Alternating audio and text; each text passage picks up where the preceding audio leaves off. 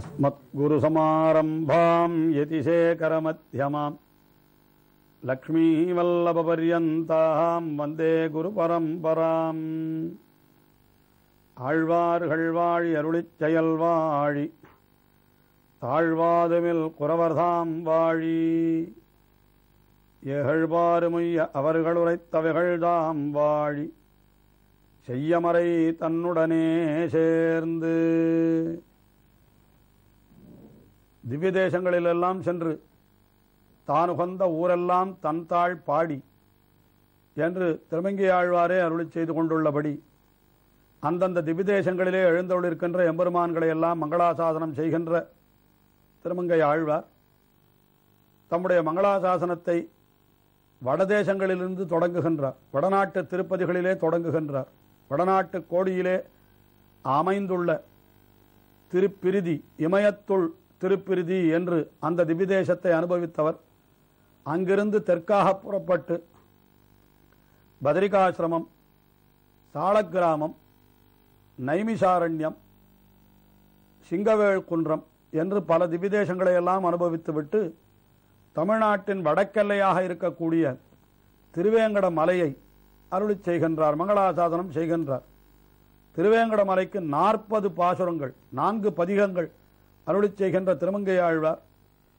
அதிலே அந்த 4 பதிகங்களுக்குள்ளே 3வது பதிகம், அதுதான் நம்முடைய அனுபவத்திற்கு இப்பொழுது விஷயமாகிக் கொண்டிருக்கிறது.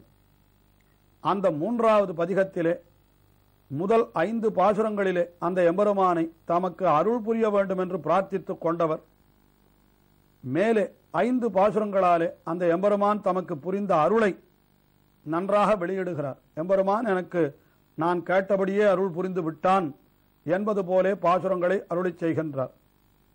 எம்பெருமான் எப்படிப்பட்ட அருளை இவருக்கு புரிந்திருக்கிறான் என்றால் அதை 9வது பாசுரத்திலே மிக தெளிவாகவே நாம் அறியும்படியாக தெரிவிக்கின்றார். மனம் புகுந்தாய் மன்னினாய் நந்தாத கொழும் சுடரே எங்கள் நம்பி இல்லாமணியே திருவேங்கடம் மேயந்தாய் இனியான் உன்னை என் நம்பிடேனே. அந்த எம்பெருமானை பார்த்து ஆழ்வார் என்ன அருளிச் செய்கின்றார்? வந்தாய், என் மனம் புகுந்தாய் என்கின்றார். வந்தாய் நியாயமாக எப்படி சொல்லியிருக்க வேண்டும்? வந்து என் மனம் புகுந்து என் சிந்தையுள் நின்றான் என்று அப்படி சொல்ல வேண்டியிருக்க, அவன் செய்த ஒவ்வொரு செயலையும் மிகவும் ஆர்வத்தோடு மிகவும் மகிழ்ச்சியோடு தெரிவிக்கின்றார். வர வேண்டாதவன், வரக்கூடாதவன் வந்தான். வந்ததோடு மட்டுமல்லாமல் என்ன செய்தான்? இந்த மிகவும் தாழ்ந்தவனான என் நெஞ்சுக்குள்ளேயும் புகுந்தான். அப்படி புகுந்தவனும் கூட என்ன செய்வான்? ஒரு 2 நிமிடங்கள் இருந்து விட்டு சென்று விடுவான் என்று நினைத்திருந்தால் அங்கேயே மன்னி நின்றான், பொருந்தி இருந்தான். எவ்வளவு பெரிய உபகாரம் இது! அதைத்தான் தெரிவிக்கிறார். வந்தாய், என் மனம் புகுந்தாய், மன்னி நின்னாய். மன்னி நின்னாய் என்னால் மிகவும் பொருந்தி இருந்தாய். அந்த இடத்திலேயே அப்படியே பொருந்தி, இதுதான் நாம் இருக்க வேண்டிய இடம் என்று முடிவு செய்து அங்கே அவன் இருந்தானே, அதுதான் அவனுடைய பெரிய உபகாரம் என்று இப்படி அந்த எம்பெருமான் தம்முடைய நெஞ்சத்திற்குள்ளே வந்து எழுந்தருளிருக்கின்ற அந்த ஒவ்வொரு அவன் எடுத்து வைத்த அந்த ஒவ்வொரு அடியையும் மிகவும் மகிழ்ச்சியோடு தெரிவிக்கின்றார். அந்த எம்பெருமான் வந்தான், வந்து என் நெஞ்சத்திற்குள்ளே புகுந்தான். புகுந்ததோடு மட்டுமல்லாமல் அப்படியே அங்கேயே நிலைத்து நின்றான் என்று இப்படி தெரிவித்தார். ஆனால் கேட்கலாம், இப்படி நிலைத்து உம்முடைய நெஞ்சுக்குள்ளே இருந்தான் என்று சொல்லுகிறீரே, அதனால உமக்கு வேண்டுமானால் மகிழ்ச்சி உண்டாகலாம், ஆனால் எம்பெருமானுக்கு இதனாலே குறைதானே உண்டாகும். ஏனென்றால் உம்முடைய நெஞ்சமோ மிகவும் தாழ்ந்தது என்று நீரே சொல்லிக் கொண்டிருக்கிறீர்கள். அது மட்டுமல்ல, இந்த உடலே மிகவும் தாழ்ந்ததல்லவா? அந்த கலேபரமிதம் சுஷிரம் சுசூக்ஷ்மம் என்றெல்லாம் சொல்லப்பட்டபடி மிகவும் அருவருப்பானது. அப்படி இருக்கிற இடத்துல எம்பெருமான் வந்து அங்கே பொருந்தி இருந்தானால் அவனுடைய ஒளி குறைந்தன்றோ போயிருக்க வேண்டும் என்று கேட்ட கேள்விக்கு பதில் சொல்லும் விதமாக என்ன தெரிவிக்கிறார்? நந்தாத கொழும் சுடரே என்றால், நந்தாத என்றால் சிறிதும் மங்காத, சிறிதும் குறையாத, அணையாத கொழும் சுடர் என்றால் அந்த எம்பெருமான் இப்படி அடியவர்கள் வந்து அடியவர்கள் நெஞ்சிலே வந்து வீற்றிருந்தால் அந்த மகிழ்ச்சியினாலே அவனுக்கு இன்னும் அந்த ஒளி ஏறுகிறதே தவிர அந்த ஒளி குறைவதே இல்லை. சவு ஸ்ரேயான் பவதி ஜாயமானஹா என்று வேதமன் சொல்லுகிறது. பல பிறப்பாய் ஒளிவரும் முழு நலம் என்று ஆழ்வாரும் அந்த எம்பெருமானுக்கு தேஜஸ் உண்டாகிறது என்றே தெரிவிக்கின்றார். அதைத்தான் ஆழ்வார் இங்கே தெரிவிக்கின்றார். என் மனம் புகுந்தாய் மன்னி நின்னாய் நந்தாத கொழும் சுடர் என்றால் அப்படி மன்னி நிற்கிற பொழுதும் அவனுடைய அந்த தேஜஸ் குறைவதில்லை என்பது மட்டுமல்ல, மேலே மேலே இன்னும் வளர்கிறது. அவனுக்கு இன்னும் மகிழ்ச்சியினாலே அது அவ்வளவு ஓங்கி உயர்கிறது என்று அப்படி தெரிவித்தார். ஆஹா, அப்படி எம்பெருமான் எழுந்தருளியிருந்தான் என்றால் உடனே கேட்டார்களாம், இவ்வளவு எம்பெருமான் உமக்கு செய்தான் என்றால் அவன் எப்படிப்பட்ட தன்மையை உடையவன்? யார் எது கேட்டாலும் அவன் கொடுப்பானோ என்று கேட்க உடனே அவனை பார்த்தது சிந்தாமணியே என்று தெரிவிக்கின்றார். சிந்தாமணி, சிந்தாமணி என்று ஒரு மணியானது புராணங்களிலே தெரிவிக்கப்பட்டிருக்கிறது. அந்த மணியை யாரெல்லாம் கையிலே கொண்டிருக்கிறார்களோ அவர்கள் என்னென்ன கேட்கிறார்களோ அதெல்லாம் அந்த மணி அவனுக்கு கொடுத்து கொண்டே இருக்குமாம். அப்படிப்பட்ட ஒரு மணிக்குத்தான் சிந்தாமணி என்று பெயர்.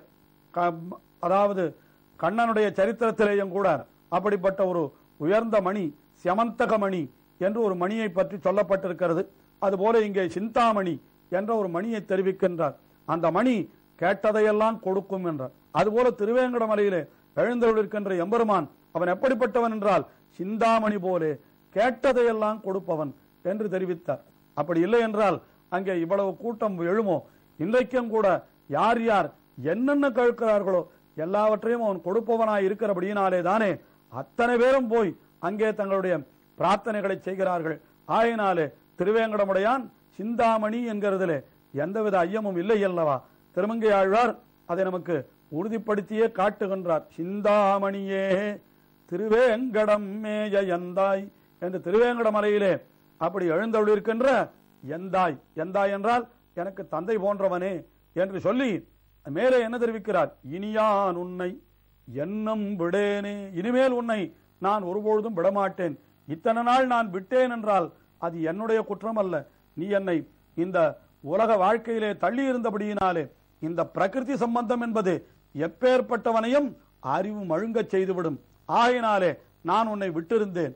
ஆனால் நீ இப்பொழுது எனக்கு விசேஷமான அருளை பொழிந்து எனக்கு ஞானத்தையும் கொடுத்து விட்டபடியினாலே இனிமேல் நான் உன்னை விடுவது என்பது ஒருபோதும் இல்லை.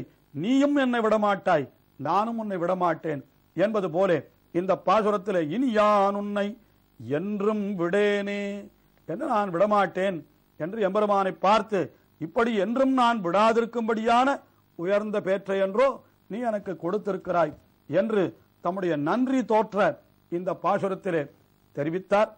அடுத்தபடியாக 10வது பாசுரம். இந்த பாசுரத்திலே இந்த 10 பாசுரங்களை கற்பவர்களுக்கு உயர்ந்த பலனை தெரிவித்து இந்த திருமொழியை தலை கட்டுகிறார். என்ன தெரிவிக்கிறார் என்றால் இந்த 10 பாசுரங்களை கற்பவர்களுக்கு அவர்கள் வானவராகுவர் என்று, அப்படி எம்பெருமானுக்கு மிகவும் நெருங்கி இருக்க பெறுவர் என்று பலன் சொல்லுகிறார்.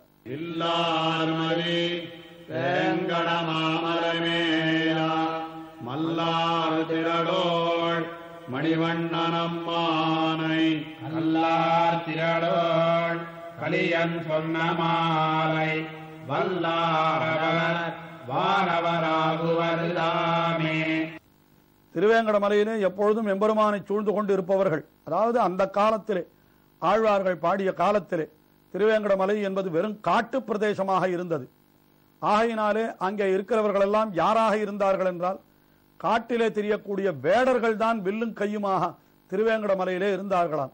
திருமங்கை ஆழ்வார் மிகவும் மகிழ்ச்சியோடு சொல்லுகிறாராம். என்னன்னா, அந்த திருவேங்கடமுடையானுக்கு திருமேனி காவலாக அவனை காப்பதற்கு இத்தனை பேர் இருக்கிறார்களே என்று சொல்லி வில்லார் இருமலி, வில்லார் என்னால் கையிலே வில்லை உடையவர்கள், வில்லை உடையவர்களான வேடர்கள், அவர்களாலே மலி என்றால் அவர்களாலே நிறைந்து கிடக்கின்ற திருவேங்கடம் என்று, வேடர்களாலே நிறைந்த திருவேங்கடம் என்று சொன்ன வேடார் திருவேங்கடம் மேய விளக்கே என்று இவரே கூட அப்படி வேறொரு இடத்திலே பாசுரத்திலே தெரிவிக்கின்றார். ஆயினாலே அந்த திருவேங்கட மலை என்னால் அங்கே எம்பெருமானுக்கு காவலாக அத்தனை வேடர்கள் இருக்கிறார்கள் என்றால் நாம் அச்சங்கட்டு இருக்கலாம் அல்லவா, அந்த எம்பெருமானுக்கு யாராலேயும் எந்த ஆபத்தும் வாராது என்று. அப்படி வில்லாறுமலி வேங்கடமாமலைமேய அந்த எம்பெருமான் எப்படிப்பட்டவன்? மல்லாறு திரள் தோள் என்றால் மல்லர்களையும் அழித்த மல்லாண்ட திண்டோள் என்று பெரியாழ்வார் அருள் செய்தாரே, அதுபோல இவரும் மல்லாறு திரள் தோள் மணிவண்ணன் அம்மானை. ஆக மல்லாண்ட திண்டோள் மணிவண்ணா என்றார் பெரியாழ்வார். அதை அப்படியே திருமங்கியாழ்வார் மல்லாறு திரடோள் மணிவண்ணன் அம்மானை என்று நல்ல வலிமை மிக்கவன். ஆனால் அதே சமயத்திலே மாணிக்கம் போலே மிகவும் அந்த நீலமணி போலே மிகவும் சௌலபியம், சௌந்தர்யம், அழகு, மென்மை முதலான குணங்களை உடையவன். அப்படிப்பட்ட திருவேங்கடத்து எம்பெருமானை பாடின ஆழ்வார். அவர் எப்படிப்பட்டவர் என்றார்? கல்லாறு திரள் தோள் என்றால் கல் போலே உறுதியான திரண்ட தோளை உடையவர் என்று இவர் பெரிய சக்கரவர்த்தி, அதாவது ராஜாவாக இருந்து ஒரு காலத்திலே அந்த விரோதிகளை எல்லாம் அழித்தவர் ஆகையினாலே அந்த தம்முடைய குலத்திற்கு சேர நல்ல திண்மையான உறுதியான தோளை உடையவராயிருந்தார் என்று அதையும் சொல்லலாம்.